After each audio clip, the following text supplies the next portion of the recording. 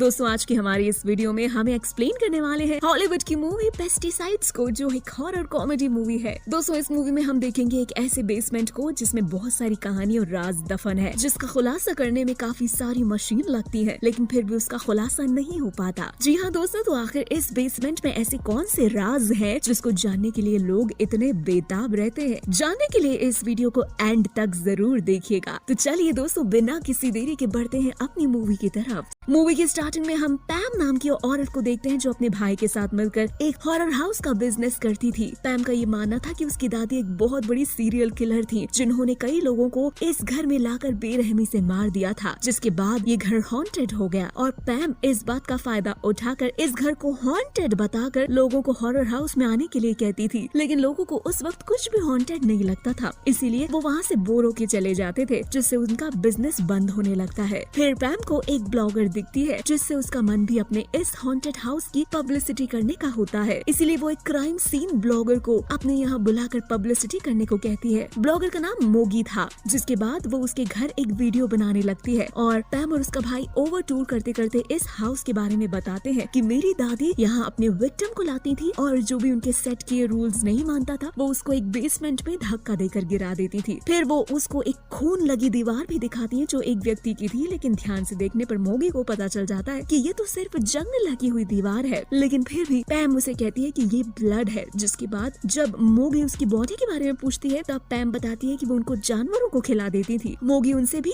Question करती है, लेकिन पैम अच्छे से आंसर नहीं कर पा रही थी, जिससे उसे लगने लगता है कि ये घर हॉन्टेड हाउस नहीं बल्कि इसकी दादी पागल थी, क्योंकि कोई भी सबूत अभी तक उसके हाथ नहीं लगा था जो ये साबित कर सके कि वो एक किलर है। जिस पर पैम भड़क जाती है। अगले दिन मोगी उससे कल के बिहेवियर के लिए माफी मांगती है और उस घर में अपने सभी इंस्ट्रूमेंट्स को ढूंढने का डिसाइड करती है, जिसके बाद वो दोनों भी राजी हो जाते हैं। फिर इन्वेस्टिगेट करते करते उन्हें कुछ केमिकल फ्लोर पर देखने लगते हैं, जिसको मोगी अच्छे से चेक करती है और उसके नीचे के फ्लोर को जब वो हटाती है तो वहाँ कई सारी शराब की बोतल्स दिखती हैं। आगे इन्वेस्टिगेशन करने पर उसे दीवार के पार एक खोखला पेन दिखता है, जिससे वो उसे तोड़कर अंदर जाने का डिसाइड करती है और मोगी लॉक खोलने की स्किल से जब इसके अंदर जाती है तो उसे वहाँ एक मशीन दिखती है, जिसे देखकर पैम थ्योरी बताने लगती है कि शायद वो इस सिलाई मशीन से विक्टिम को फ्लैश से अलग निकालती थी। लेकिन अब उसका भाई उसकी सब बातों से तंग आ जाता है, जिसकी वजह से वो उसे चुप करा देता है। मोगी को भी पता चल जाता है कि इस घर में कुछ भी हॉन्टेड नहीं है, जिसके बाद वो रात को कमरे में जाकर वीडियो बना देती है कि ये घर एक स्कैम है, यहाँ पर कुछ भी हॉन्टेड नहीं है। लेकिन जब ये वीडियो अपलोड करने वाली होती है तो उसे वहाँ टावर नहीं मिलता, जिससे उसे पता चल जाता है कि पैम ने उस घर में वाईफाई कनेक्शन बंद कर दिए हैं। और उसे तब ही पैम और उसके भाई के लड़ने की आवाज आती है, जिसको देखने के लिए वो वहाँ जाती है और वो वहाँ चुपके से देखती है, जहाँ पैम अपने भाई से कहती है कि आज वो इस एक्स की मदद से मोगी को मार देगी ताकि वो हमें बदनाम ना कर सके।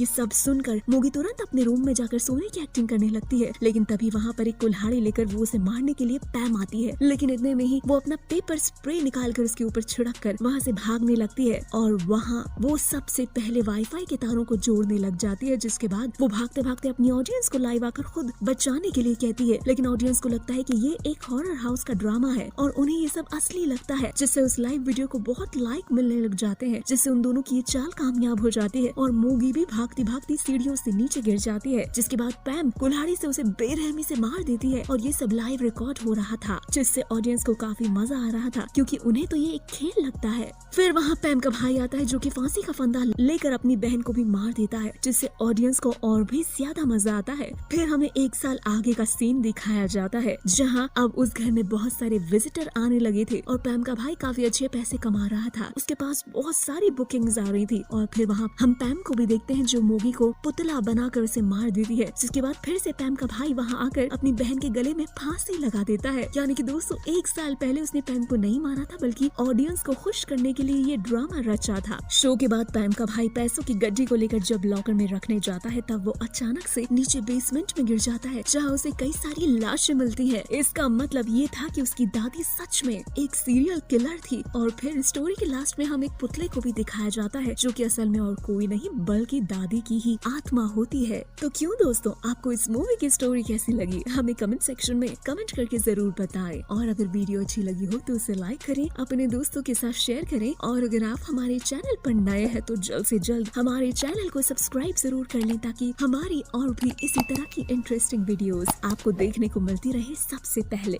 धन्यवाद।